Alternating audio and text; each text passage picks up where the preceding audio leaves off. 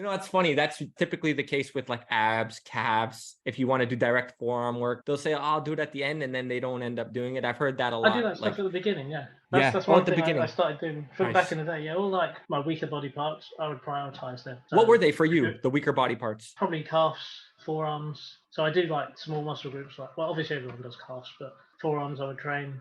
Chest was Yeah. okay for me, I guess, yeah. But I mean, my strong points were probably my back, my arms, legs. I have a question about that actually, now that you brought it up. For the back specifically, because you mentioned deadlift, sometimes you would do it at the end of the workout, depending on like what's available at the gym. And what was your experience with that versus having it at the beginning? Did you like or enjoy one more than the other? Did you find that both had pros and cons? I'm going to say I prefer doing it at the beginning. I want to say I feel like you can lift more or the lifts go up easier. And I feel like I'm going to say that's because you're fresh in the workout. But part of me thinks it's psychological because if you really dig deep, you can still lift the same at the end. Well, I can anyway. But obviously, when you get to the end of the workout, you're fatigued, you're a bit tired, you've done all your other sets, you probably want to go, you want to go home, right? And there's more incentive to not put as much into that exercise at the end of the workout, right? Same as what we were saying about people leaving abs and stuff to the end. If you leave it to the end, it's more likely that you might not put as much into it. But I think, like, from a physical standpoint, you're probably capable. Well, I think I'm capable of more or less doing the same at the end as I am in the beginning. That's a great thing that you mentioned there. I think if it's your mindset, if you go in enjoying what you're about to do at the end, I think you'll have no trouble, because I've done that where I've had certain exercises at the end that I enjoy and I look forward to, and they improve those lifts. Like, there's no trouble with that. But if it's something that you don't enjoy and you leave it to the end, forget about it. It's not happening. Yeah, 100%. I think that's like an overarching thing, right? With just training in general. If you don't enjoy doing it, you probably don't put as much into it. And that's the same with anything in life, right? If you don't enjoy doing something, you probably have a tendency to maybe not put as much as you otherwise would into it, unless you're, hyper focused or you really want to achieve something. Right. Great words. With forearms and calves and abs, maybe, I'm assuming you didn't put direct forearm training before back. I actually put it at the end of back, so kind of contradicted what I just said. Did you enjoy training forearms or not so much? I don't mind. There's nothing I really don't enjoy training. There's a couple of exercises I don't like doing. One of them that springs to mind is, and I don't do them very often, is single-handed dumbbell rows, like on a bench. Right. Just because it makes you feel sick because you kind of twist.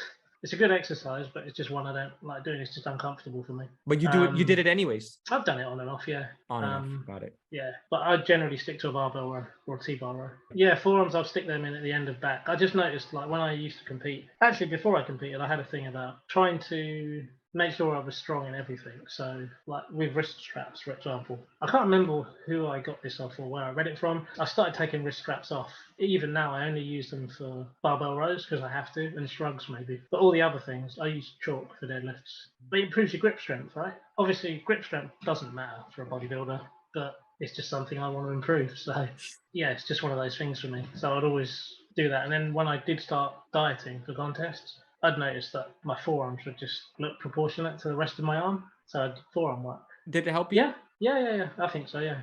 And then, calves have been always sort of a weak point for me. So I prioritize them, put them at the beginning of the workout. And again, what I mentioned earlier, I don't go super heavy on calves. I try to actually really focus on the stretch and use sort of more moderate weight. And I'm going for sort of 10 to 15 reps on calves. So that's one of those exceptions where my reps will go above 10. The forearms, because I'm curious, because you said that you found that you made improvements when you did add in direct forearm work. And I'm sure the listeners are curious. What did that look like? What did that routine look like for forearms when you started doing direct training for it? Oh, just basic stuff again. So at the end of my workout, I'd literally do wrist curls, seated wrist curls. So I'd let the bar just trail right down to my fingertips and curl it up. And I'd superset that with reverse curls.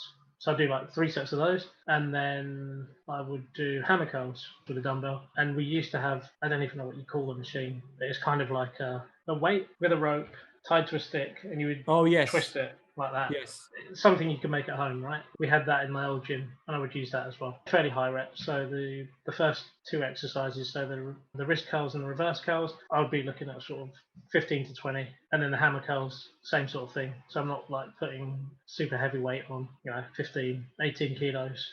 Again, looking at sort of 15 to 20 rep range. So yeah, there are little bits in my sort of general approach that kind of don't fall within my general sort of basic heavy low rep approach. There's So I guess exceptions. my whole So I guess my whole approach is kind of like a hybrid approach, right? You know, it's got the main facets of it, and all the compounds are fairly heavy, fairly low reps, and then Yeah. some of the smaller muscle groups I'll go slightly higher on the reps.